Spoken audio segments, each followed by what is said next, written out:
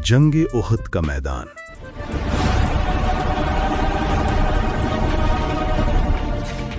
कुरैश की फतह का सहरा जिसके सर सजा, वो कौन था? वो शख्स जो इस्लाम के खिलाफ तलवार लेकर खड़ा था, जिसकी महारत और हिकमत अमली ने मुसलमानों को सबसे ज्यादा जानी और माली नुकसान पहुंचाया। एक ऐसा कमांडर जिसकी बहादुरी को रोम और फारस के जंगजू भी सलाम करते थे। लेकिन फिर तारीख़ इंसानी का एक ऐसा मोड़ आया जो किसी भी जंग की शिकस्त तो फतह से ज्यादा हैरानकुन था। इस्लाम का सबसे बड़ा मुखालिफ यकायक अल्लाह का सबसे अजीम सिपाह सालार बन गया। कैसे? क्यों? वो क्या गैर मराई कुव्वत थी? वो क्या गहरा राज था जिसने खालिद बिन वलीद जैसे ज़हीन और सख्त दिल दिमाग को इस फैसले पर मजबूर किया? आज की इस वीडियो में हम आपको सैफुल्लाह खालिद बिन वलीद रदियल्लाहु अन्हु के इस्लाम कबूल करने का वो शॉकिंग राज बताएंगे जो आपने पहले कभी नहीं सुना होगा। यह सिर्फ ईमान लाने की कहानी नहीं, यह हक की तलाश, शिकस्त की कबूलियत और तारीख के सबसे बड़े बदलाव की दास्तान है। हमारी कहानी शुरू होती है उस वक्त से जब वो इस्लाम का सबसे बड़ा दुश्मन थे। खालिद बिन वलीद कुरैश के बनु मखजूम कबीले से ताल्लुक़ रखते थे, जो मक्का का एक अमीर और बाअसर कबीला था। ये कबीला मक्का में जंगी मामलात का जिम्मेदार था और इसी कबीले ने खालिद बिन वलीद को अपनी शानदार विरासत के तौर पर पाया। वह सिर्फ ताकतवरी नहीं बल्कि गैर मामूली जहानत और हिकमत अमली के मालिक थे। कहा जाता है कि वो तलवार और नेज़ा अंदाजी में इस कदर महारत रखते थे कि उन्हें शिकस्त देना किसी के बस में न था। कुरैश उन्हें अपना सबसे बड़ा फौजी असासा यानी मिलिट्री एसेट समझते थे और उनकी राय को आखिरी समझा जाता था। उनके मुखालिफ किरदार का सबसे बड़ा और भयानक तबूत सन 625 की ग़ज़वे उहद है। उहद की सुबह जब कुफ़ार की फौज मुसलमानों के सामने बिखरने लगी तो फतह मुसलमानों की दहलीज पर थी, लेकिन खालिद बिन वलीद की नज़रें दूर पहाड़ी दर्रे पर थीं, जहां मौजूद तीर अंदाजों ने नबी अकरम सल्लल्लाहु अलैहि वसल्लम के वाज़ह हुक्म की खिलाफ वर्जी की। खालिद ने इसी एक गलती का फ़ायदा उठाया। उन्होंने तेज़ी से घोड़े को घुमाया, पहाड़ के अकब यानी बैक साइड से चक्कर लगाया और गैर मुतवक्के तौर पर पीछे से हमला कर दिया। जीत मुसलमानों के हाथ से निकल गई और इस जंग में 70 से ज़ायद सहाबा कराम शहीद हुए। ये उनकी फौजी ब्रिलियंस का नाकाबिल तरदीद सबूत था, लेकिन इस्लाम के लिए सबसे बड़ी रुकावट। उस दिन उन्होंने साबित किया कि वो सिर्फ एक आम जंगजू नहीं बल्कि मैदान जंग के एक मास्टरमाइंड थे। लेकिन इस बड़ी फतह के बाद भी खालिद बिन वलीद के दिल में सुकून नहीं था। तारीख बताती है कि अंदरूनी तौर पर वो ये महसूस करने लगे थे कि वो एक ऐसे दीन के खिलाफ लड़ रहे हैं जिसे सिर्फ हथियारों की ताकत से शिकस्त देना नामुमकिन है। वो देखते थे कि मुसलमान भूख और प्यास में भी कैसे साबित कदम रहते हैं और वो किसी खौफ के बगैर शहादत के लिए तैयार रहते हैं। ये चीज़ उनकी फौजी सोच के खिलाफ थी। उनकी शमशीर जनी तो सौफ़कार थी, लेकिन उनकी रूह मुतमईन नहीं थी। वो समझ गए थे कि इस दीन में कोई गैर मामूली क़ुव्वत है। यहीं से उनकी ज़िंदगी में एक जज्बाती और फैसलाकुन मोड़ आता है।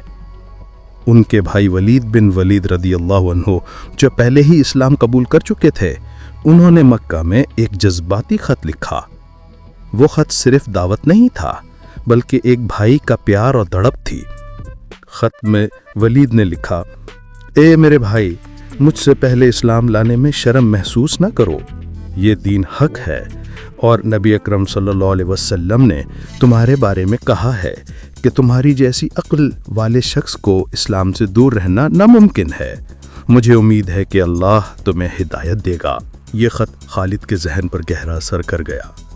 एक तरफ भाई का प्यार और दूसरी तरफ उनकी अपनी अक्ल जो हक को पहचान चुकी थी। इसी दौरान उनकी तन्हाई और सोच विचार में एक रिवायत के मुताबिक उन्होंने एक हैरानकुन ख्वाब देखा। उन्होंने ख्वाब में खुद को एक बहुत ही तंग, तारीक और वीरान जगह से एक वसी, रोशन और सरसब्ज़ो शादा वादी की तरफ जाते देखा।